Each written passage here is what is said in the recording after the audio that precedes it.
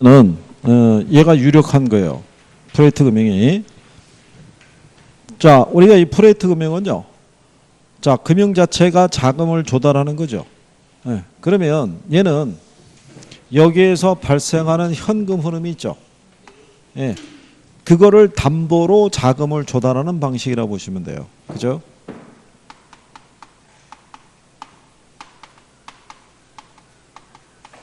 이 프로젝트로부터 발생하는 뭐를? 현금 흐름을 이거를 담보로 제공하고요. 그죠? 투자자를 모집해서 자금을 조달하는데 이때 자금을 조달하는 건요. 지분 방식으로 자금을 조달할 수도 있고요. 부채를 조달하는 방식으로도 자금을 조달할 수 있는 거예요. 그렇죠? 그러니까 우리가 이제 지난번에 얘기했지만 프로젝트 금융에 대한 구조를 보시게 되면 프로젝트 사업주라고 있어요. 그죠? 여기 만약에 A라는 개발 회사가 있어요. 그죠? A라는 개발 회사가 서산에서 울산 간에 동서 고속철이 있죠. 이거를 건설하는 사업권을 얘네가 따냈어요. 그럴 때 얘가 뭐 얘기하냐면 얘가 프로젝트 사업주인 거예요. 이 사업권을 따냈는데 이게 사업비가 한 1조 들어가요. 그러면은 이 A 개발에 투자한 투자자라든가 주주들은 이 사업의 추진을 반대할 수 있어요. 요즘같이 경기가 안 좋은데 무리하게 사업 추진을 확대했다가 잘못되면은 부도날 수도 있을 거 아니에요. 그죠? 그러면 이 프로젝트 사업주는 별도의 이 프로젝트를 수행할 수 있는 뭐를 만드는 거예요? 회사를 하나 설립하는 거예요. 그래서 주식회사 가령 예를 들어서 동서 그래가지고 하나 설치하는 거예요. 이렇게. 그래서 여기 있는 프로젝트 회사에 자기가 가지고 있는 사업권을 양도하는 거예요. 그럼 양도의 대가로 이 프로젝트 사업주는 이 프로젝트 회사의 지분을 받거나 아니면 나중에 사업이 완성이 되고 난 다음에 현금이나 현물로 배당을 받는 이런 방식으로 운영을 하게 되는 거예요. 그렇게 되면 이 프로젝트 사업주의 신용이 낮더라도 이 프로젝트로부터 발생하는 뭐가 좋으면 현금 흐름이 있죠. 수익성이 괜찮으면 이거를 기초로 누구를 모집할 수 있다는 얘기예요. 투자자를. 근데 요 투자자들이 지분을 투자하는 개념으로 들어올 수도 있고요. 돈을 대출해 주는 방식으로도 들어올 수 있다는 얘기예요. 무슨 말인지 아시겠죠? 네, 그러면 이 프로젝트 금융에서 나타나는 효과가 있어요. 그렇죠? 예, 첫 번째로는 신용이 분리가 되는 거예요. 별개 회사가 설립됐기 때문에 프로젝트 사업주의 신용과 프로젝트 자체의 신용은 서로 어떻게 돼요? 분리되어 있다고 보시면 돼요. 그죠? 그 다음에 얘는 무슨 효과를 가질 수 있냐면 비소구 혹은 제한적 소구 금융의 성격을 갖게 돼요. 만약에 이 프로젝트 회사가 추진했던 이 사업이 잘못되더라도 여기 있는 투자자는 여기 있는 프로젝트 사업주에게 채권을 추심할 수는 없다는 얘기죠. 그렇죠? 근데 제한적 소금이라는 건 뭐냐면 이 사업의 안정성을 위해서 이 프로젝트 사업주로부터 추가적인 지분을 더 투자하라고 하든가 아니면 담보를 제공할 것을 얘네들이 요청할 수 있다는 얘기죠. 사업의 안정성을 위해서. 그래서 제한적 소구금융의 성격이 있다라고 얘기를 해요. 그 다음에 얘네는 무슨 효과가 있다라고 얘기를 해요? 부의 금융 효과가 있다라고 얘기를 해요. 얘네가 투자자로부터 돈을 만약에 차입을 했죠. 차입을 하게 되면 이거는 프로젝트 회사의 부채로 기록이 되는 것이지 여기 있는 프로젝트 사업주의 대차대표상에서는 나타나지 않죠. 예, 그래서 무슨 효과가 있다고? 부의 금융 효과가 있다라고 얘기를 해요. 그죠? 그리고 여기다 투자하게 되면요. 뭐를 배분할 수 있어요? 위험을 배분할 수 있는 거예요. 위험을. 그러니까 위험을 배분할 수 있다는 얘기는 뭐냐면 얘네가 투자할 거 아니에요. 그럼 투자에 따른 배당을 받겠죠. 그 배당에 따라서 선순위 청구권을 갖고 있는 투자자가 있고 후순위 청구권을 갖고 있는 투자자가 있는 거예요. 거기에 따라 리스크의 크기가 달라질 수 있어요, 없어요? 달라질 수 있겠죠. 그래서 이거를 배분해 주는 거. 그죠? 그 다음에 이 프로젝트 회사의 담보는 어디에 있다고 그랬어요? 이거예요, 이거 현금으로. 그럼 만약에 사업이 잘못되면은요, 이 프로젝트 사업 자체의 자산을 청산해서 받는 거 말고는 별다르게 채권 회수할 수 있는 방법이 없어요. 그러면 모든 거는 다 어디에 기초하고 있는 거예요? 현금 흐름에. 그러니까 이 현금 흐름의 관리가 중요하겠죠. 그렇죠? 그러면 이 현금 흐름은 어떻게 관리한다고 그랬어요? 현금 흐름은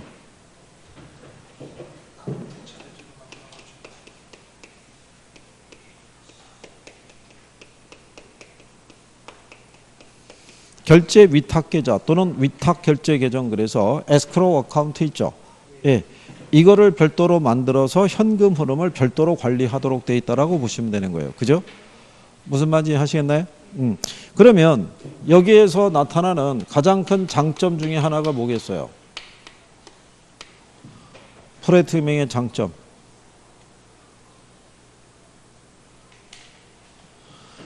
일단 프로젝트 사업주 있죠. 사업주에 뭐가 낮아도, 신용이 낮아도 자금이 조달이 가능하다는 얘기예요. 프로젝트 자체의 현금 흐름의 기초 조달하니까. 그러면 단점은 뭐가 있겠어요?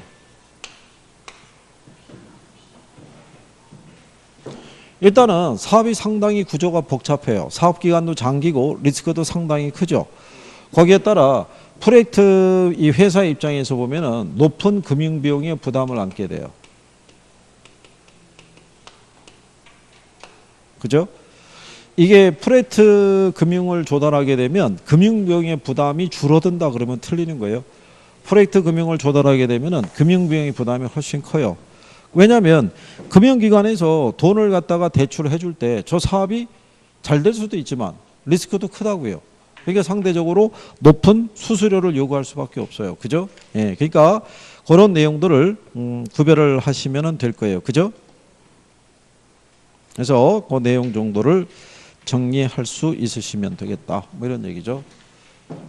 근데 이거는 그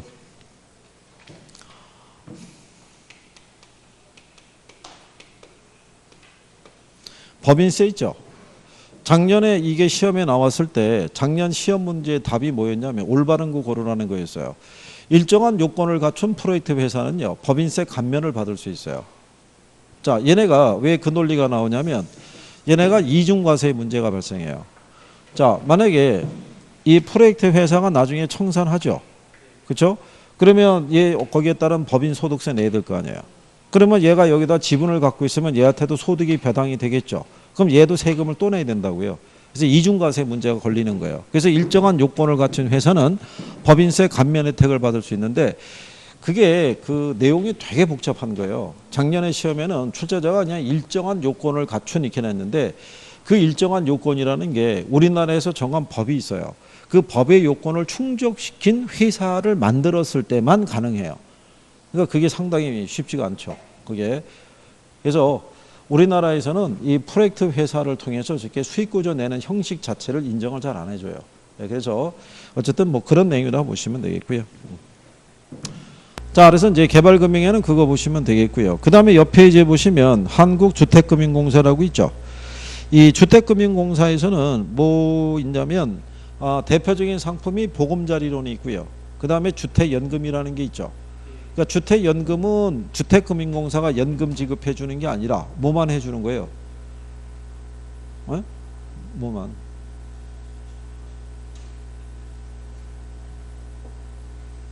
이제는 방법을 바꿨군요. 묵비권을 행사하기로. 뭐를 물어보면 이제는 못 들은 천재를 넘어가져 가지고 하긴 요즘 너무 사건 사고가 많은 거예요. 그죠? 예, 그러니까 뭐 묵비권을 행사한다든가 뭐 이런 식으로 그런 어디선가 얘기를 들은 거겠죠. 그러니까는 패턴을 그렇게 가져가는 거죠.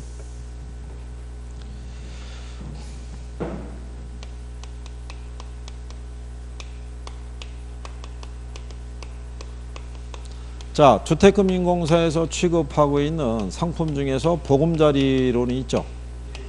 이거는 시중은행을 통해서 무슨 판매하고 있는 거예요? 이거는 위탁 판매하고 있는 거고요. 그 다음에 주택연금이 있죠. 그죠? 얘는 얘네가 연금을 지급하는 게 아니라 거기에 따른 뭐만 해주는 거예요? 이거 지급 보증만 해주는 거예요. 그죠? 그러면 보금자리론 대출해 주게 되면 여기 이자율은 변동금리 써요? 고정금리 써요? 얘네.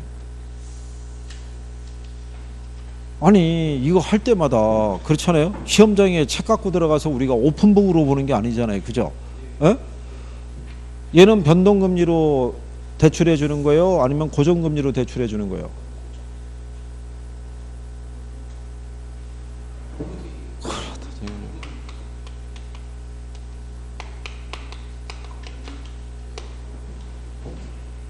얘 조기 상환 돼야 안 돼요? 예. 얘 조기 상환 돼야 안 돼요? 큰일 났네 이거. 아니 무슨 예전에 나오는 뭐 그런 표현이 나요? 예? 안 돼요 돼요 안 돼요 돼요 이거 왕복하는 거야? 예? 이거 조기 상환 되잖아요. 얘 조기 상환 돼야 안 돼요? 조기 상환 된다고요 둘 다. 예? 조기 상환 되고 얘 수수료 내야 안 내요? 조기 상환 수수료. 예? 얘 낸다고요. 얘는 안 내고. 그죠? 이거 시험에 나온 거라고요 이거. 그렇죠? 아니 그러면 얘를 냈다는 얘기는 물어볼 수 있을 거 아니에요. 그죠? 아 그러면 정리는 해야 되잖아요. 그죠? 지금 왜 연령이나 이런 거 얘기 안 하냐면 이게 개정을 하겠다라고는 이미 발표는 했다고요. 근데 여러분들 아시다시피 요즘 국회가 열린 듯 열리지 않은 듯 이루고 있잖아요. 그러니까는 이게 현재 법령 개정이나 이런 것들이 지금 진행이 안 되고 있으니까, 그러니까 현재 계류 중에 있으니까 지금 나머지는 생략을 하더라도 기본적인 거는 이렇게 정리는 해두시란 얘기죠. 그렇죠? 연령 대상 주택 이런 것들이 바뀔 수 있으니까. 그래서 이제 그런 내용 정도를 정리를 하시면 되겠고요. 무슨 말인지 아시겠죠? 자, 그다음에 그 124페이지 상단에 가면요. 보증 기한이라고 돼 있죠. 그렇죠? 124페이지 상단 박스에 보시면 자, 거기 보시면 그 주택연금의 계약 해지 사유가 있어요. 밑에서 두 번째 줄에 보면 본인이 사망 후에요. 배우자가 6개월 이내에 소유권 이전 등급 및 채무 인수를 하지 않는 경우라고 이렇게 돼 있죠. 근데 만약에 소유자가 있는데 이 소유자가 사망했어요. 그러면 배우자가 이 주택연금을 승계해서 계속 지급받을 수 있어요. 지급받을 수 있는데 6개월 이내에 채권을 승계하는 조건으로 계속해서 받을 수 있는데, 기존에는 뭐가 붙냐면 자녀들이 동의를 해줘야 돼요. 그래야지만 배우자가 계속해서 연금을 지급받을 수 있는데, 그게 이번에 개정을 추진해 가지고 자녀들의 동의가 없어도 받을 수 있게끔 지금 바꾸겠다라고 그랬다고요. 그러니까 그 조항은 내비두대요. 그 밑에 가면 1년 이상 그 담보주택에서의 미거주 있죠. 요거는 바뀌었어요. 1년 이상 미거주를 하더라도요. 만약에 노인 양반들이 장기 요양병원에 1년 이상 입원할 수 있죠. 그렇거나 아니면 자녀들이 부모를 봉양하겠다고 모셔갈 수도 있잖아요. 그건 예외적으로 인정하겠다는 거예요. 그건 바뀐 거예요. 그죠? 무슨 말인지 아시겠나요?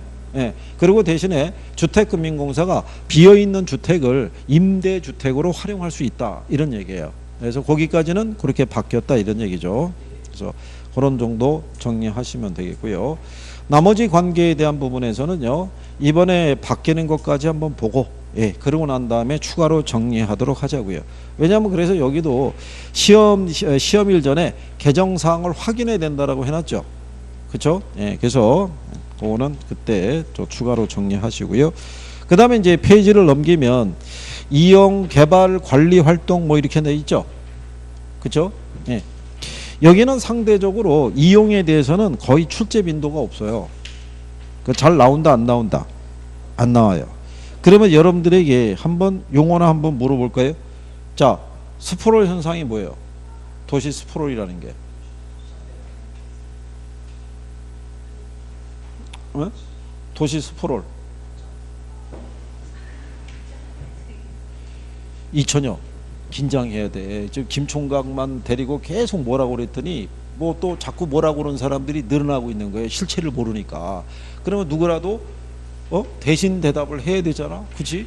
그렇다고 또 2000여에서 또 2000여 몇 번 물어봐. 그러면 또 인터넷 댓글이 또 난리 난다고. 저 선생은 왜 2000여만 물어보는 거야? 또 이렇게 얘기한다고? 그렇잖아? 물어볼 사람이 없잖아. 그거 참겠어? 여기 계신 분들은 사회적인 지위와 체면이 있는데 또 물어보기도 쉽지 않잖아.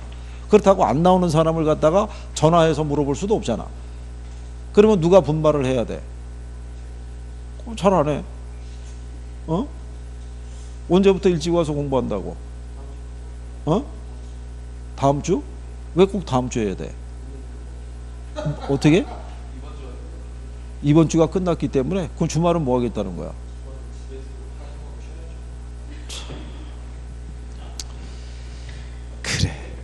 그래 저기 그냥 그 11월 달부터 열심히 해. 뭐 다른 게 뭐 있겠어. 11월 달부터 열심히 해. 그게 낫지 뭐 한가지게. 그렇지 않겠어? 죽기 살기로 해야 돼. 죽기 살기로. 그래야지 그게 뭐가 보이지. 그렇지 않겠어? 자, 우리가 도시 스포를이라는 건요, 도시의 팽창이 있죠. 예, 이게 평면적으로 불규칙 또는 무계획적으로 확산되는 현상을 우리가 도시 스포롤이라고 얘기를 해요. 그렇죠? 그래서 그러면 도시 스포롤 현상은요, 도시의 중심 지역하고 외곽이 있죠. 어디에서 더 강하게 나타나요? 외곽에서. 그게 시험에 한번 답으로 되어 있고요. 그 다음에 주거지역, 상업지역, 공업지역 있죠. 어디에서 주로 나타나요? 너 한 번만 더 틀리면 나오라고 그럴 거야. 내 얼굴을 보여주고 내가 지금 저기 하는 건 나을 것 같아. 그렇잖아? 이 친구가 이런 친구다라고 내가 얘기해 주는 게 나을 것 같아. 그지? 주거하고 상업하고 공업지역이면 어디서?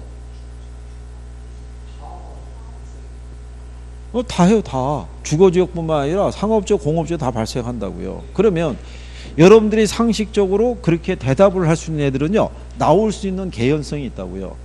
그렇지 않겠어요? 출제자들이 선호하는 게 뭐냐면 상식으로 접근해서 틀리기 쉬운 애들 있죠. 그 애들을 쓰는 거예요. 그러면 여러분들은 이게 어디서 보긴 봤는데 주거지역, 상업지역, 공업지역, 도시 스포롤이라고 그랬는데 이게 개발하고 관련이 있을 텐데 주거지역에서 나타날까? 이러면 이제 혼자서 상상의 나래를 펼치다가 떨어지는 거예요. 그러니까 용어 하나를 알면은 정확하게 정리를 해야겠죠. 예? 그러니까 도시 스포롤에 대해서 정리하시면 되겠고요. 128페이지에 중간에 가면 단가로 4번의 특징이라고 나와 있잖아요. 그죠? 예, 거기 명시 다 돼 있잖아요. 그죠? 그러면 직주분리라는 건 뭐 얘기했었어요? 직장과 주거지가 서로 분리되는 거를 직주분리라고 그랬죠. 자, 그거는 129페이지 상단에 돼 있잖아요. 그죠? 그렇겠죠? 그럼 직주 접근이라는 건 뭐겠어요?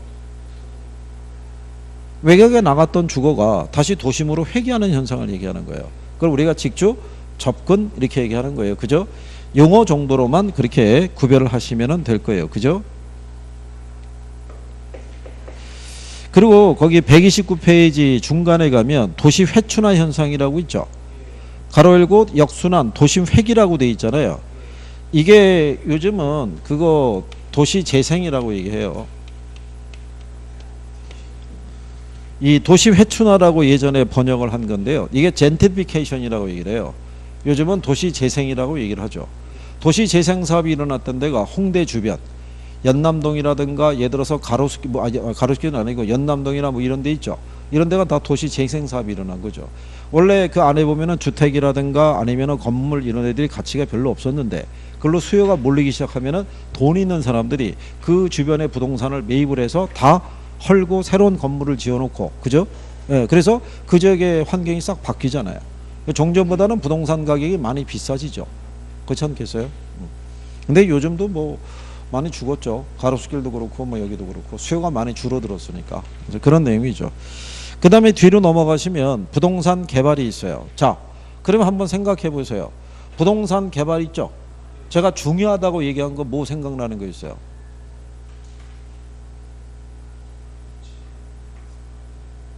뭐?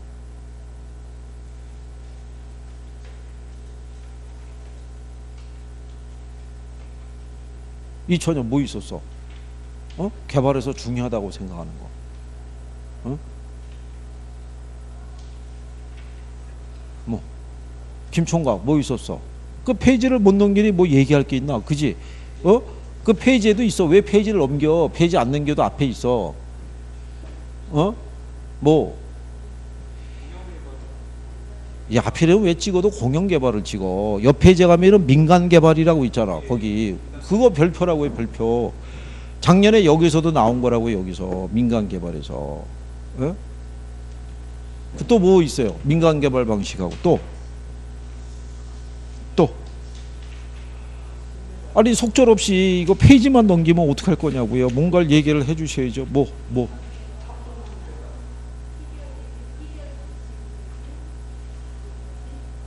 아, TDR 말고 영문 들어간 애들 있잖아요. TDR 말고 어?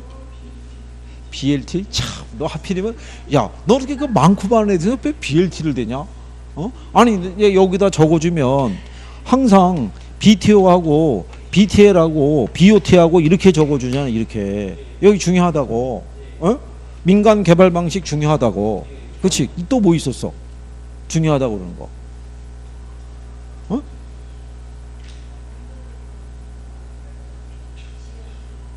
개발의 위험이라고. 위험을 요즘 잘 낸다고요. 위험에 대해서. 그렇죠?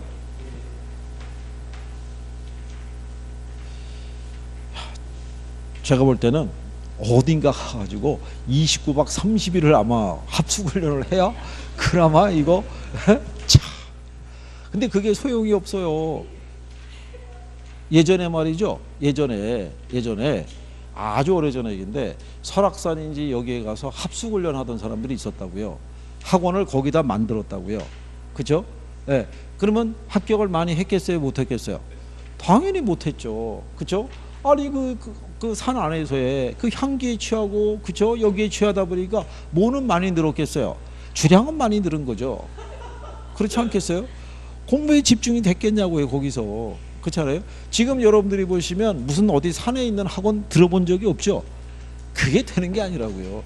뭐는 될 수 있냐면 왜 수능하게 되면 뭐 재수학원 뭐 이런 거 있죠. 합숙 기숙학원 이런 식으로 그건 애들 가둬놓고 하는 거니까 그건 아이들이니까 어쩔 수 없이 부모가 돈 대가지고 집어넣으니까 어쩔 수 없이 가는 케이스고 성인들인데 성인들에게 그게 되겠냐고요. 기숙사 학원이 안 되는 경우죠. 그죠? 자, 우리가 그러니까 이제는 뭐를 잘 하셔야 되냐면 자, 제가 지금 여쭤보는 게 이제 이런 거잖아요. 우리가 지금 부동산 개발을 하죠. 그러면 자, 개발의 전체적인 맥락을 다 알고 정리하면 좋은데 그게 안 되면 선택과 집중이라도 잘해줘야 되지 않겠어요? 그죠? 시험에서 자주 나오는 애들은 얘야 중에서 뭐가 있다라는 게 떠올라야 되잖아요. 그죠? 그렇겠죠? 자, 개발 사업이라는 게 결국 시장에서 필요한 공간을 만들어내는 행위다. 이거는 이제는 의미가 없잖아요. 그죠? 그러면 우리는 거기 공영 개발이 있고 무슨 개발이 있어요? 민간 개발 방식이 있으면 거기 일단 별표하시는 거예요.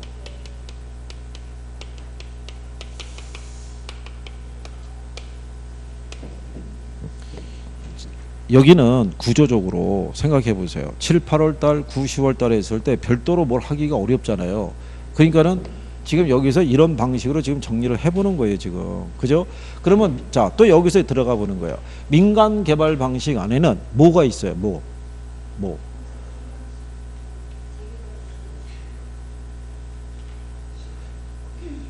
진짜 이거 학창시절만 같으면은 자, 옥상으로 모여봐. 이렇게 해서 지금 끌고 올라갔을 거예요. 옥상에. 그죠? 그리고 김총각에 우산 주고 뛰어내려봐. 막 이랬을 거예요. 그죠? 참. 자, 여기 보시면 자체 개발 사업이라고 있죠. 근데 자체 개발 사업에서는요, 사업 주체가 누가 되겠어요? 자체 개발은 토지 소유자예요. 토지 소유자가 자기가 소유한 땅에다가요, 자기가 개발 자금을 조달해서 자기가 시공사나 선정해서 건물 지어서 자기가 분양해서 수익을 가져가는 방식이에요. 그죠? 그런데 이게 잘만 분양이 되면 수익이 크겠죠. 근데 안 되면 리스크도 크잖아요. 그래서 그 위험을 줄이기 위해서 우리는 무슨 방식을 쓸 수 있어요?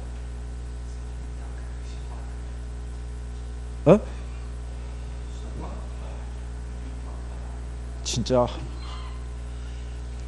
신에 한 대, 타계 한 대, 두 개, 야, 진짜. 아니 이천이 왜 이렇게 멀리 떨어져 있어? 얘 앞으로 얘 근처에 있으라고. 그래서 내가 얘기하면 내 이름 대고 5대씩만 때려주라고. 멀어서 어떻게 손이 갈 수가 없잖아. 너 때문에 이렇게 쭉쭉쭉 늘어가는 뭐 그런 거 하나 만들어야 돼. 그래서 우리가 지주 공동 사업을 하잖아요. 그렇죠? 그러면 지주 공동 사업이라는 거는 위험을 뭐 하기 위해서 분담을 하기 위해서 토지 소유자하고 개발업자 간에, 그죠?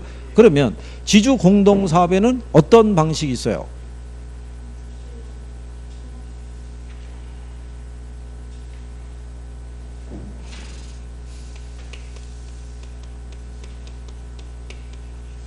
공사비 대물 변제형이 있고요.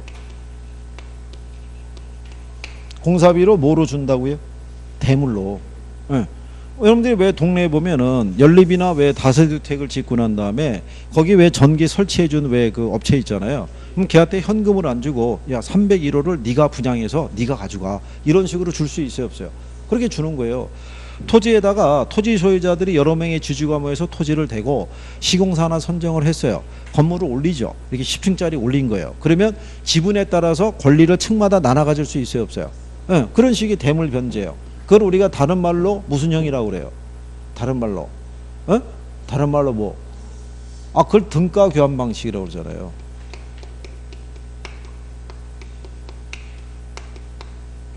그렇죠? 해보긴 다 해본 거라고요, 이거. 그 다음에 공사비를 뭐로 주는 방식이 있어요? 분양금으로 지급하는 형태도 있잖아요.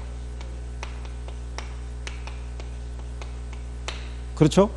그 다음에 또 뭐가 있어요? 투자자 모집형도 있죠. 조합 아파트에서 조합원을 모집하는 그런 방식도 있을 수 있고요. 그 다음에 중요한 애가 있죠. 지금 색깔을 노란색으로 잡았잖아요. 사업 위탁 또는 수탁 방식이 있죠. 이 방식에서는, 그죠? 개발업자의 역할은 뭐라고 그랬어요? 개발업자.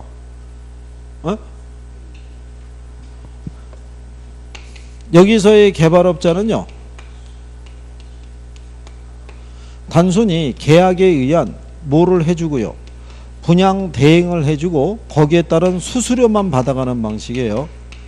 그래서 뭐라고 말씀드렸냐면, 이 개발업자가 공동사업 방식으로 지분을 같이 투자했다든가 그러면 틀리고, 수익을 나눈다 그래도 틀리는 거예요. 소유권이 이전되는 방식이다 그래도 틀리는 거예요. 그죠?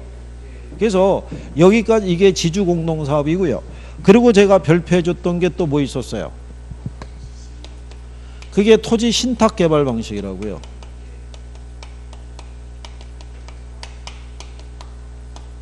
자, 토지 신탁 개발 방식을 하게 되면요, 위탁자가 있고 그 다음에 수탁자가 있죠. 위탁자는 누구에게요? 지주, 토지 소유자. 수탁자는 신탁회사. 그죠? 그러면 위탁자 소유의 토지 있죠. 토지. 얘네가 신탁 계약을 체결하게 되면 여기 있는 이 토지에 관한 소유권이 있죠. 이게 형식적으로 수탁자에게 이전이 된다고요. 이 방식 중에서 형식적으로나마 소유권이 이전되는 건 이 방식 하나밖에 없어요. 그러면 얘가 뭐를 조달하는 거예요? 건설 자금을 얘가 조달하고요, 얘가 관리한다고요. 무슨 말인지 아시겠나요? 그래서 개발 사업을 완성하고 난 다음에 분양 임대를 통해서 발생한 수익 있죠. 얘네 들어간 비용 공제하고 이걸 위탁자에게 또는 위탁자가 지정하는 수익자에게 교부를 한다고요. 그렇죠? 네. 그리고 이제 또 무슨 방식이 있어요?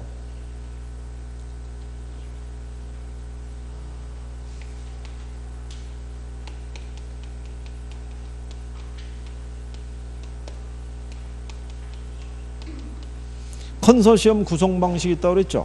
네. 이거는 대규모 개발 사업이 있죠. 거기에 몇 개의 회사가 참여해서 연합법인을 설립한다고 그랬잖아요. 그죠? 그래서 컨소시엄 구성 방식으로 개발 사업을 진행을 하면 신속하게 진행될 수 있어요 없어요?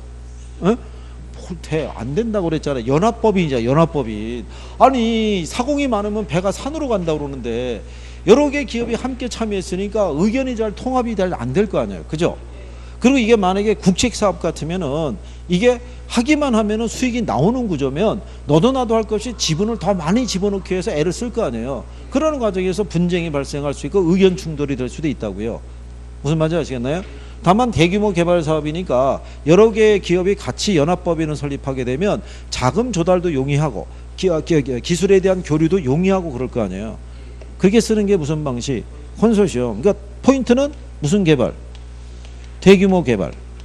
그래서 여러 개의 기업이 무슨 뭐를 설립해서 연합법인을 설립해서 사업을 추진하는데 여러 개의 기업이 같이 참여해서 움직이다 보니까 의사결정이 신속하지 못할 수 있죠. 무슨 말인지 아시겠나요? 잦은 의견 충돌 이런 게 나타날 수 있을 거 아니에요.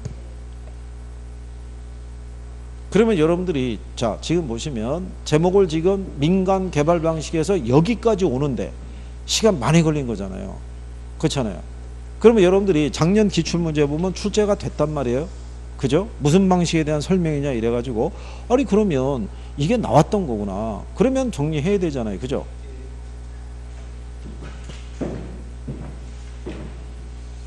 일단은 거기다가 별표는 하셔야겠죠. 그죠? 예. 그리고 정리를 하셔야겠죠.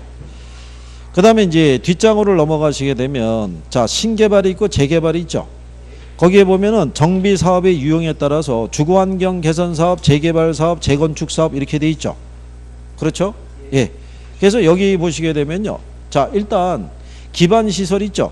정비 기반시설이 제일 열악한 데가 어디겠어요? 주거환경. 그냥 열악한 데는 재개발이에요. 걔는 그래서 열이 난다라고 얘기했어요. 그죠? 재건축 사업만 양호하다고 얘기했었죠. 예. 그 특징을 기초로 해서 뭐를 중심으로? 주거환경 개선 사업을 중심으로. 용어 정도는 알아두시라는 얘기죠. 그 다음에 옆 페이지에 가시게 되면 중간에 부동산 개발의 과정이라고 있죠. 단계는 몇 개의 단계로 나눠질 수 있어요.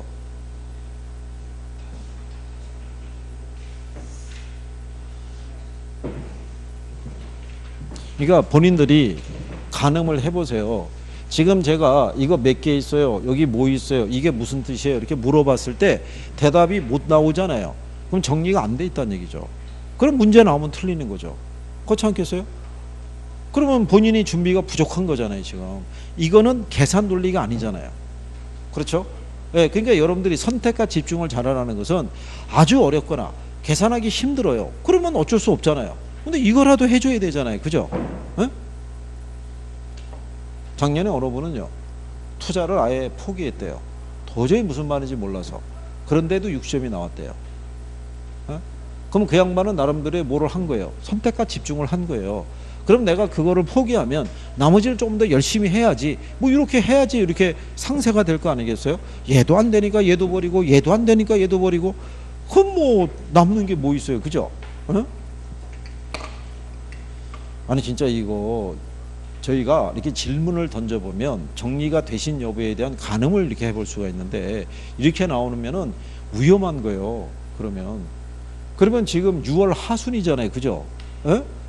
7월 달이 들어가는데 1차에 대한 부분에서도 아직 정리가 안 돼 있으면 그죠? 그리고 한 가지 말씀드린 거는 이것저것 보면 소용없어요. 에? 이것저것 보잖아요. 그러면 이게 무슨 논리가 나오면은 그냥 이거밖에 안 나온다고요. 어디선가는 듣긴 들었는데 이게 정리가 안 되는 거예요. 섞이기만 섞였지. 에? 저희가 만약에 이맘때 돼가지고 누군가가 이사를 가가지고 학원을 옮기잖아요. 옮겨야 되는 상황이 발생할 때 조금 떨어져 있는데 예를 들어서 그쪽에서 강의를 듣게 되면은 그냥 그쪽에서 정리하라고 그래요. 왔다 갔다 하면 소용이 없어요. 이게 한 사람의 논리가 정리가 됐을 때 누적되고 반복되는 효과가 있지 A, B, C를 듣게 되면요 분산이 되는 거예요. 과정이 다 틀려요. 그리고 논리가 있으면 자 지금 보세요. 우리 이거는 별표하죠. 다른 데 가면 별표 안 할 수도 있다고요. 그렇잖아요. 참고하셔도 돼요. 이렇게 갈 수도 있단 말이에요. 보는 관점이 틀릴 거 아니에요. 그러면 여러분들의 입장에서는 이걸 어떻게 할 수가 없잖아요. 이 선생은 이게 중요하다 그러고 저기 가면 안 중요하다는 거예요. 그럼 결국 어떻게 해야 돼요? 봐야 될 거 아니에요. 불안하니까. 그러면 시험이 임박할수록 범위가 좁아져야 되잖아요.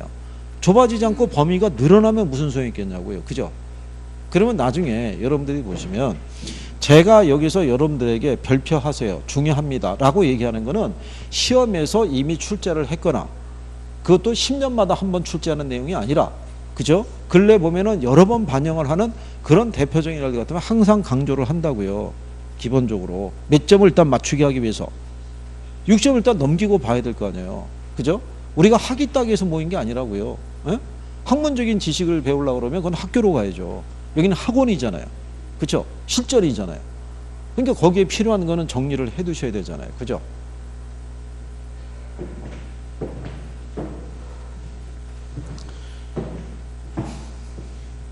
자, 그러면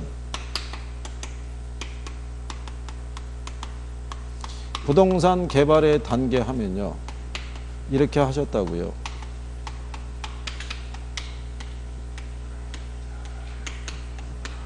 근데 이 순서는 이미 2번을 냈기 때문에, 그죠? 또 낼 가능성은 그다지 크지 않아요. 그러면 여기서 우리가 주어져 있을 때 제가 뭐를 단독적인 용어로 뭐를 중시해 달라고 얘기했었어요.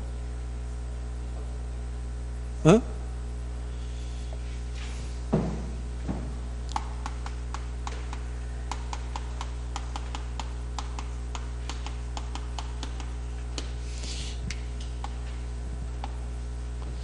이거 아시죠?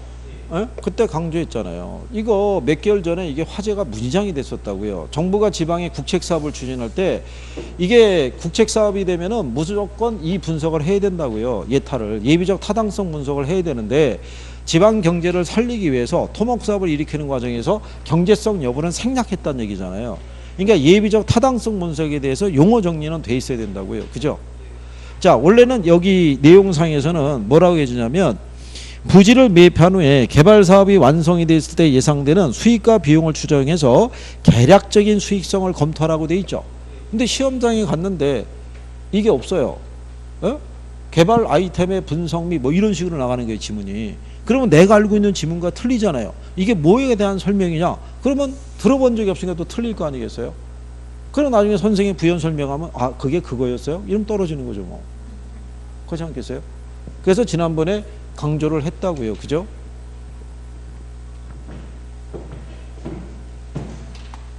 그리고 원래 이 개발 사업에서는요, 사업의 성패가 또 여기에 또 달려 있다고요. 어디에? 부지 모색에. 그죠? 저게 토지를 적합한 토지를 확보하는 게 아주 큰 거예요. 참고로 우리나라에서는 철도를 갖다가 이렇게 증설할 수도 있어요, 없어요? 그럼 철도를 설치하려고 그러면 뭐가 필요해요? 땅이 필요하잖아요, 땅이. 그러면 여기서 이렇게 분기점 만들어 갖고 이걸 만들어야 되는데, 그러면 분기점에 위치하고 있는 뭐 토지를 매입을 해야지만 이게 선이 연결이 될 거 아니에요. 이 사람이 안 팔면 방법이 없잖아요, 그죠? 팔겠다고 그래놓고 막상 계약할 때는 또 뒤로 돌아앉고 가격을 더 올리기 위해서. 그렇잖아요. 그래서 이게 부지 확보하는 게 개발 사업에서는 아주 큰 역할을 하는 거예요. 그래서 그때 뭐를 할 수 있냐면 우리가 투자할 때 보게 되면 이렇게 지주 공동 사업할 수 있죠. 어? 그러면 결국 뭐냐면 지주를 투자자로 유치를 하는 거라고요. 그러면 당신은 돈이 없으면 현물로 투자해라 이런 얘기예요. 그런 식으로 뭐를 확보할 수 있다는 거예요. 부지를 확보할 수 있다 이런 얘기예요. 그래서 부지까지 확보해야 되지만 개발 사업의 구체적인 타당성 분석을 할 수 있죠. 그러면 법률적, 경제적, 기술적 타당성 분석이 있으면 뭐가 제일 중요해요?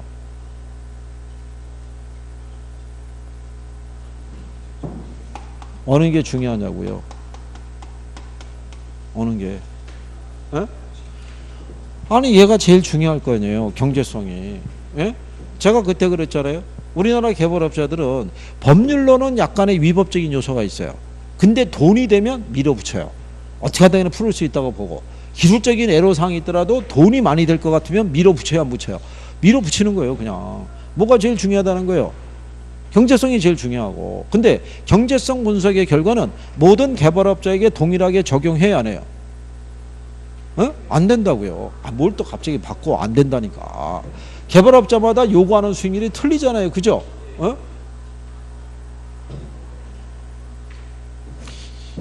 이거를 이걸 어떻게 방송을 연결해 가지고 김총각 집 안방이 TV에서 이게 쫙 나와야 돼요. 화면이 쫙 해갖고. 그지? 열심히 해야겠지. 어? 다음 주부터 내가 와서 물어볼 거야. 김총각 저기 일주일 동안 내내 일찍 나와서 공부하다 갔냐고. 물어볼 거야. 전혀 뭐 그림자도 안 보였다는데 이런 소리 나오면 알아서 하라고. 그 조금 있으면 덜 내려올 거야. 여기 이천여도 7월 달부터 열심히 한대. 덜 내려올 거 아니겠어? 자, 그래서 여러분들이 보시면 144페이지 있죠. 밑에서 두 번째 줄에 보면 타당성 분석으로부터 나온 결과가 비록 동일하다고 하더라도 개발업자마다 요구 수익률이 서로 다를 수 있기 때문에 개발업자에 따라 채택될 수도 있고 그렇지 않을 수도 있다. 이렇게 돼 있잖아요. 그죠? 어? 그러면 제가 없는 거 갖고 얘기하는 건 아니겠죠. 그렇죠? 아, 그럼 내가 이걸 잊어먹었구나. 그럼 한 번 더 보면 돼요. 그렇죠? 예. 이번 주에 내일 시험 보는 건 아니잖아요. 그렇죠? 내일 시험 보면 난리 나는 거죠. 예? 아니요, 내일 시험장 들어가는 날이면. 그러니까 그 다음에 이제 개발 사업에 대한 타당성이 있다 그러면 무슨 단계를 거쳐요? 금융 단계죠. 이때 아까 배우셨던 개발 금융이 있죠. 예, PF 방식으로 자금을 조달하거나 이렇게 해서 운영하는 거죠. 그리고 이제 시공사를 선정하고요. 마지막에 무슨 단계가 있어요? 마케팅. 마케팅은 마지막에 있더라도 이게 초기 단계부터 하는 거라고 그랬죠. 근데 마케팅을 할 때 보면 분양 또는 뭐를 할 수 있어요? 임대를 줄 수 있을 때, 임대를 줄 때는 우리가 키 테넌트라고 그러죠. 어? 중요 임차자를 선택하는 게 중요한 거예요. 그죠? 중요 임차자가 어떤 의미라고 그랬어요? 중요 임차자. 중요 임차자. 중요 임차자는요, 고객을 끌어당길 수 있는, 예, 그런 임차자를 얘기하는 거예요. 그러니까 그 건물 안에 영화관이 있거나, 그죠? 백화점이 있거나, 그죠? 아니면 은행이 있거나, 그러면 걔만 보고서도 사람이 와야 하나요? 오는 거라고요. 그러니까 걔가 확보가 되느냐 안 되느냐가 중요하다고요. 그렇지 않겠어요? 그래서 건물이 딱 해서 분양을 할 때 보게 되면요, 프랜카드가 붙었을 때 그 건물의 랜드마크 역할을 할 수 있는 계약을 하면은 프랜카드가 크게 붙는다고요. 얘가 입점을 한다고. 무슨 말인지 아시겠나요? 그러면 군소 임차자들도 은행이 와? 그러면 기본적으로 이 건물은 찾는 사람이 있다는 얘기네. 이러면서 다른 애들도 계약을 하기 시작한다고요. 그렇죠? 하여간 이것도 오늘 처음 얘기했냐면 그렇진 않다는 얘기죠. 기본서 할 때 다 했다는 얘기죠. 그렇죠? 근데 참 희한하죠. 돌아서면 잊어먹잖아요. 예? 근데 그건 다 똑같아요. 일주일 지나면 다 표정이 신선하게 등장을 해요. 그런데 그래도 자꾸 들으면서 조금씩 나아지는 거예요. 그죠? 참고로 지난번에 우리 20문제 봤었죠. 예, 다른 지역의 평균적인 점수는 약 한 55점. 반평균이. 제일 많이 맞으신 분이 하나 틀렸고, 하나. 그러면 같은 선생님이 같은 내용 갖고 들은 거잖아요. 그죠?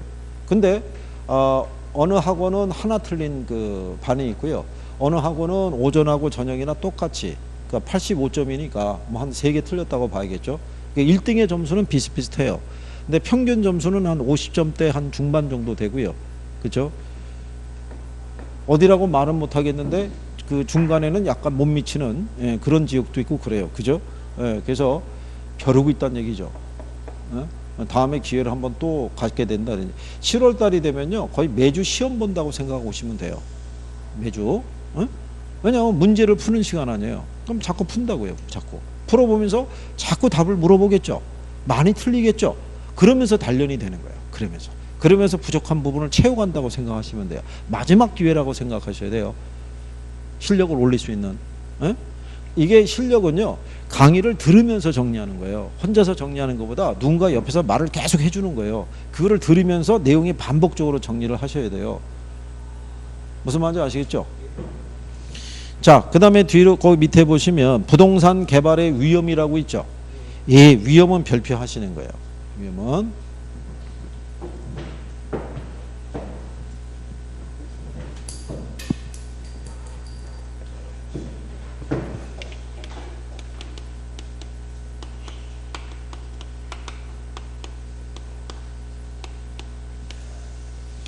자, 개발의 위험을 보시면요, 이게 법률적인 위험이 있고요, 그 다음에 시장 위험이 있고요, 그 다음에 비용 위험이 있죠.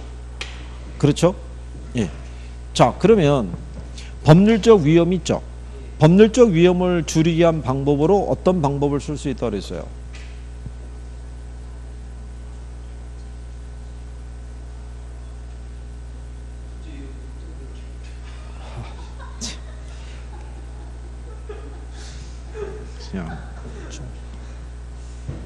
얘기해놓고 민망해?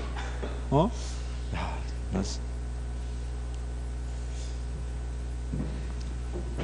그또 얘기하느라고 토지 이용 계획에 또 따라서 붙느라고 힘들었겠네. 시험에서는 토지 이용 계획이라고 나오지 않고 그냥 이용 계획이 확정된 부지를 사용하는, 이렇게만 언급이 된 거야. 그러면 법률적인 위험이라는 건요, 각종 인허가에 관련된 위험이죠. 그죠? 그리고 이제 지역 주민과의 마찰 뭐 이런 거에서 나온다고 그랬어요. 그죠? 근데 각종 인허가에 관련된 위험이 있죠. 요거는 개발업자 입장에서는 통제할 수 있는 위험이 돼야 안 돼요. 통제할 수 있는 위험이 안 되는 거예요. 이게 여러분 시험에 시행사나 시공사가 스스로 관리할 수 있는 위험이 있죠. 여기에 해당되지 않는 것 있죠. 그게 이런 거였었어요. 이거는 왜냐하면 인허가는 행정관청이 있죠. 행정관청에서 인허가를 내주잖아요. 그렇죠? 그러니까 이거는 개발업자가 통제할 수 있는 위험이 아니라고요. 이게 통제할 수 있는 위험에 얘가 포함이 된다면 틀리겠죠. 그렇죠? 그래서 이런 문제를 해소하기 위해서 이용계획이 확정된 부지를 사용하는 거죠.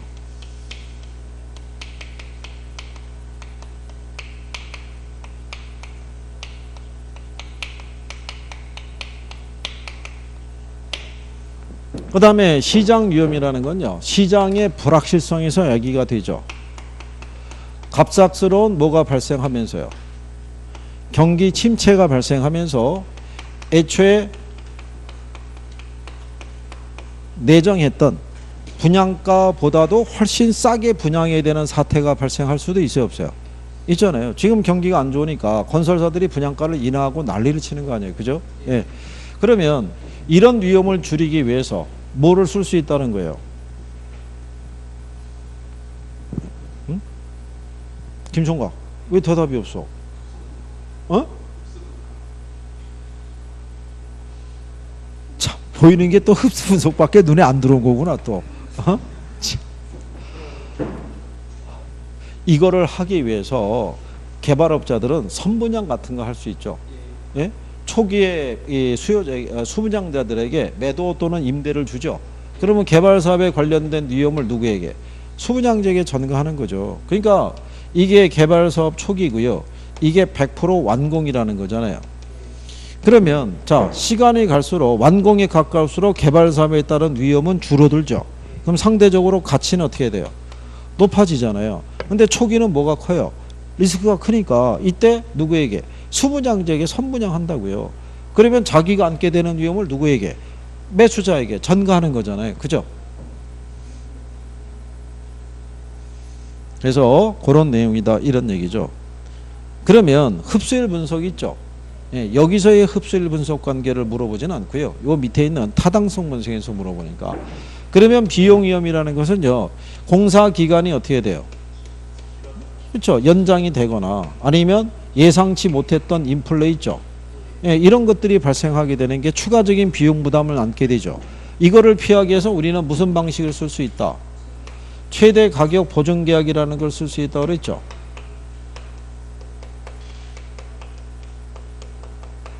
근데 이거를 체결했다 해서 위험 자체가 완전히 해소되는 건 아니라고 그랬어요. 그죠? 기억하시나요? 예. 그래서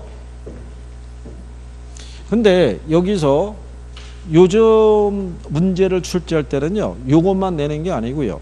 그죠? 가령 예를 들어서 시행사, 시공사의 그 개발 사업에 긍정적인 영향을 주는 게 몇 개냐? 부정적인 영향을 주는 게 몇 개냐? 이렇게도 출제를 하는 거예요. 무슨 말인지 아시겠어요? 예. 그래서 이 안에서 골라라 이렇게 얘기를 해요. 그러니까 그거를 여러분들이 또 문제로 다뤄볼 수 있어야 돼요. 이것만 정리하고 들어갔는데 만약에 개발 사업에 긍정적인 영향을 주는 것 또는 부정적인 영향을 주는 것 있죠. 네. 박스에다가 조건을 제시해주고 몇 개냐 이렇게 구분하라고 한다고요. 그죠? 네. 그러니까 만약에 예를 들어서 EGV가 예를 들어서 증가하거나 대출 이자율이 뭐 하거나요? 상승하거나 일반 분양분 있죠. 예, 분양분의 가격이 어떻게 해야 돼요? 상승하거나 또는 기부 체납이 증가하거나 뭐 이렇게 주면서 긍정적인 영향과 부정적인 영향을 주는 게 뭐냐 이렇게 물어볼 수 있다고요. 그죠? 용적률은 뭐 기본적으로 들어가고요. 그죠? 그러면 이주비 있죠. 개발 사업을 추진하면 원래 있던 원주민을 이주시켜야 될 거 아니에요. 예, 이주비가 증가되는 것은 부정적인 영향이죠. 대출 이자율이 상승하는 것도 부정적인 영향이죠. 일반 분양분의 가격이 상승하는 건 유리한 거죠. 그렇잖아요. 그러면 그거는 조합원의 이익으로 돌아갈 수 있잖아요. 근데 기부 체납이 증가하는 건 어떻게 돼요? 이거는 부정적인 영향이죠. 그 지역에서 개발 사업을 추진하는 과정에서 공공공익의 목적에 해당하는 건물을 지어서 그 지역에다 기부 체납하는 거잖아요. 근데 그게 지자체에서 인허가를 내줄 때 기부 체납에 대한 조건이 늘어나잖아요. 그러면 얘네 입장에서는 추가적인 비용 지출의 부담이 커진다고요. 그러니까 이런 것들을 넣고 고르라고 이렇게 출제를 한다고요. 그러니까 요것만 딸랑 갖고 들어가면 안 된단 말이에요. 이것도 같이 추가로 정리해야 된다고요. 그런데 얘가 확실히 정리가 돼야 얘가 플러스 될 거 아니에요. 아무리 물어봐도 여기서 더 이상의 진척이 없으면 선생은 이걸 얘기하기가 부담스럽죠. 무슨 말인지 이해하시겠어요? 어? 자, 그래도 우리가 이게 하는 과정이 이게 심화 과정이라고요. 심화. 그러면 제목이 심한데 그럼 뭔가 들어가는 게 있어야 되잖아요. 그죠? 어? 조만간 문제로 만나볼 수 있을 거예요. 무슨 말인지 아시겠죠? 교재에서 누락이 돼 있으면 그거는 문제로 보완을 해드릴 테니까 그렇게 생각하시면 될 거예요. 무슨 말인지 아시겠죠? 그래요. 자, 여기까지 일단 하셨고 잠깐 쉬었다가 타당성 분석 이어서 하시죠.